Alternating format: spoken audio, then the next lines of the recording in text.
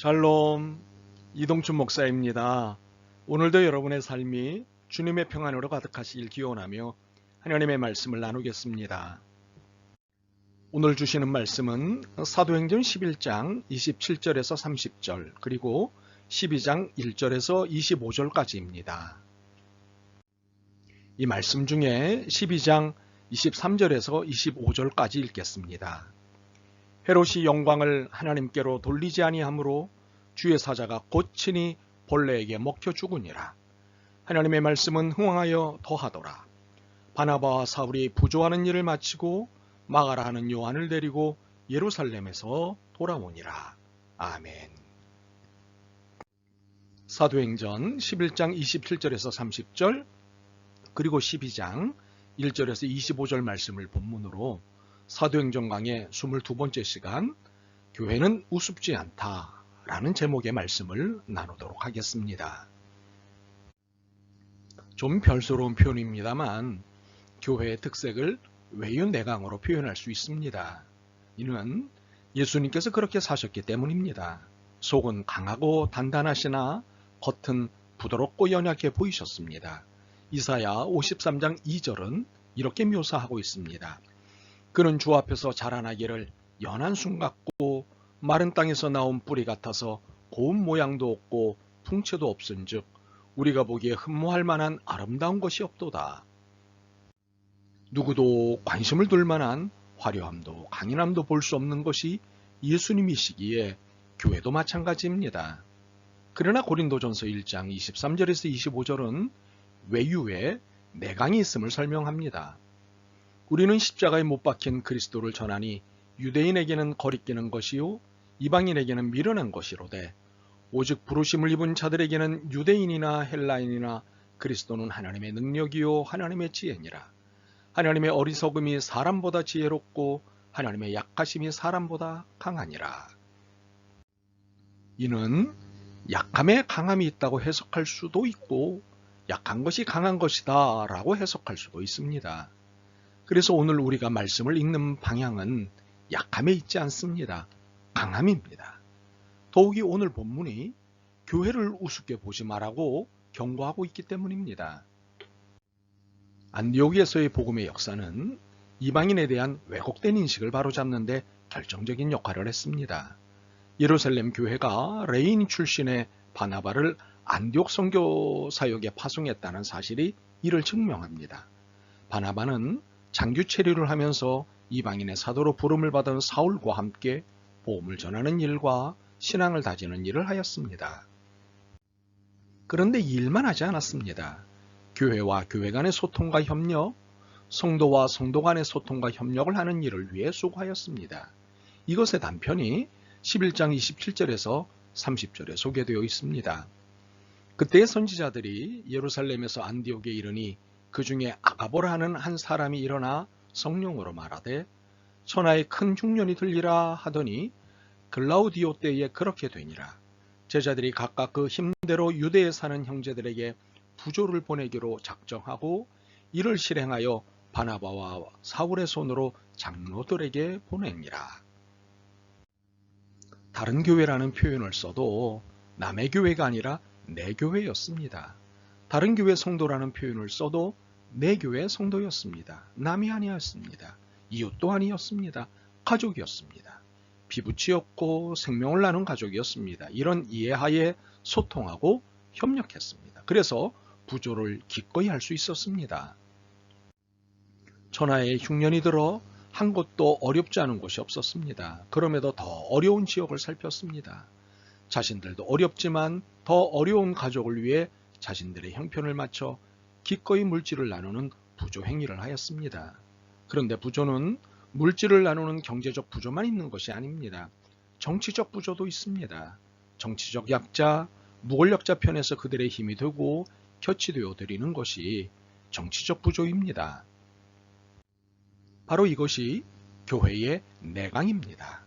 이것이 교회의 힘입니다. 더 어려운 사람, 더 고난받는 사람, 더 배고픈 사람에 초점을 맞추는 것이 교회입니다.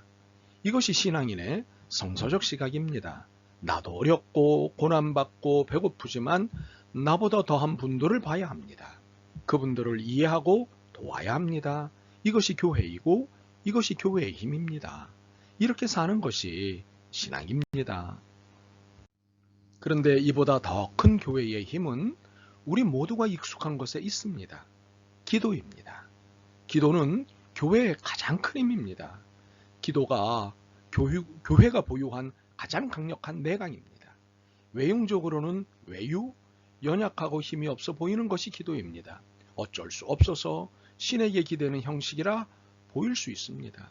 그러나 알고 보면 기도보다 강력한 힘은 세상에 없습니다. 이 사실을 베드로의 투옥 사건에서 입증할 수 있습니다. 베드로가 옥에 갇힌 것은 헤롯 왕의 자신감 때문이었습니다. 여론을 통해 교회를 우습게 여겨도 된다는 자신감 때문에 교회의 핵심 지도자들을 없애는 일을 시작했습니다. 먼저 요한의 형제 야고보를 죽였습니다. 여론이 좋았습니다. 이에 자신감을 얻은 그는 베드로를 잡아들였습니다. 로마의 섭정왕인 그는 여론의 향배가 자신의 명운을 좌우한다는 것을 알았기에 여론 정치에 민감할 수밖에 없었습니다. 야고보 처단에 대한 여론의 반응이 자신에게 유리하니 부쩍 자신감이 커진 것입니다. 이렇게 베드로는 잡혀 옥에 갇혔습니다. 그런데 두 손에 채워진 쇠사슬이 풀리고 2중 3중으로 된 삼엄한 경비망이 뚫리고 교도소 정문이 활짝 열렸습니다. 이후 헤롯의 특수부대 요원들이 베드로를 추적했으나 베드로의 행방을 찾을 수가 없었습니다. 어떻게 이런 일이 가능했을까요? 하나님이 천사를 동원하셨기 때문일까요? 맞습니다. 하나님이 베드로를 챙기셨기 때문입니다. 그러나 이것으로 답이 완성되지는 않습니다. 답의 완성은 5절에 있습니다. 이에 베드로는 옥에 갇혔고 교회는 그를 위하여 간절히 하나님께 기도하더라. 교회는 기도했습니다. 베드로를 위해서 기도했습니다.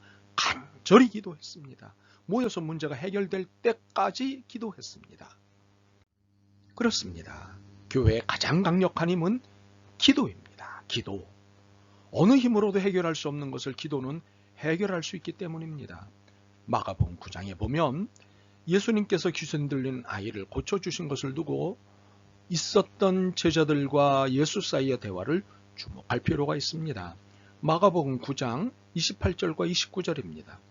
집에 들어가심에 제자들이 조용히 묻자오되 우리는 어찌하여 능히 그 귀신을 쫓아내지 못하였나이까?